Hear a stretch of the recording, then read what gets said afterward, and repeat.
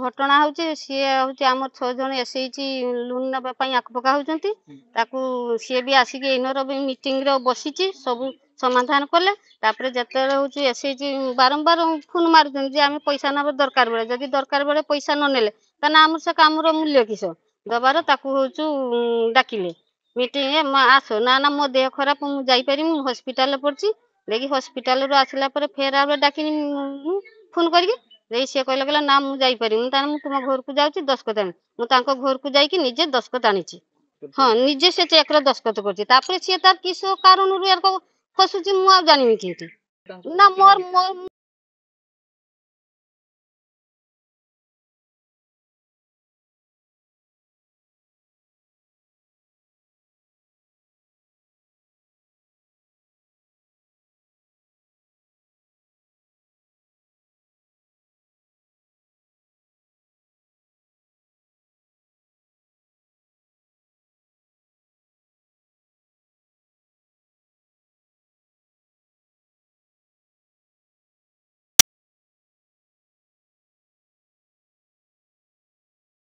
ମୁଁ କହିଲି ନା ମୁଁ ତ କୌଣସି ସିଗ୍ନେଚର ମୁଁ କରିନାହିଁ।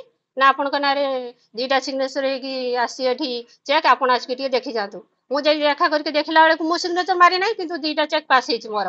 ମୁଁ ସାଙ୍ଗେ ସାଙ୍ଗେ ସେ ଚେକ୍ କୁ ମ୍ୟାନେଜର ସାର୍ଙ୍କୁ ରିକ୍ୱେଷ୍ଟ କରିକି ନେଇକି ଆସିକି ଏଠି ବ୍ଲକରେ ପହଞ୍ଚିଲି। ଆସିଲା ବେଳକୁ ଆମର ଯୋଉ ଚାର୍ଜରେ ଅଛନ୍ତି ଆମର ତ୍ରିଲୋଚନ ସାର୍, ତାଙ୍କୁ ଆସି ମୁଁ କହିଲି ସାର୍ ଆପଣ ମତେ ଥରେ ଫୋନ୍ ବି ପଚାରିଲେ ନାହିଁ, ଆଉ ମୋ ବିନା ଅନୁପସ୍ଥିତିରେ ଆପଣ ବିଲ୍ ପାସ୍ କରିଦେଲେ, ମୋର ଚେକ୍ ଟା ପାସ୍ କରିଦେଲେ। ନା ଦିଦି ମୁଁ ଜାଣିନି, ଏ କଥା ମୋର ଭୁଲ ହେଇଯାଇଛି। ଆଉ ଏମ୍ବିକେ ଦିଦି ଆସିକି ମତେ ରିକ୍ୱେଷ୍ଟ କରିକି ନେଇଗଲେ, ତାଙ୍କ ଦେହ ଖରାପ। ମୁଁ କହିଲି ହଁ ସାର୍, ମୁଁ ବି ମେସେଜ ଦେଇଥିଲି ଗ୍ରୁପରେ ମୋ ଦେହ ଖରାପ ଅଛି। ତାମାନେ ନୁହେଁ ମୁଁ ଏତେ ପେସେଣ୍ଟ ହେଇଯାଇଛି। ତ ମୁଁ ତ ମତେ ଜଣିବାର ଥିଲା ନା, ମୁଁ ଚେକ୍ ରେ ସାଇନ୍ ଟା କରିପାରିଥାନ୍ତି, ମୋ ଘରକୁ ନେଇଯାଇଥିଲି। ଆପଣ ଏତେ ବଡ ରିସ୍କ ନେଲେ, ଆଉ ମୋର ଚେକ୍ ଟା ପାସ୍ କେମିତି କରିଦେଲେ? ମତେ ମ୍ୟାନେଜର ସାର୍ ଡାକିକିରି କହିଲେ, ନହେଲେ ତ ପଇସା ହଡପ ହେଇଥାନ୍ତା ନା, 5,50,000 ଟଙ୍କା ଏବଂ ଆଉ ଗୋଟେ ଏନ୍ଏଫ୍ଟି ହେଇଛି 2365 ଟଙ୍କା।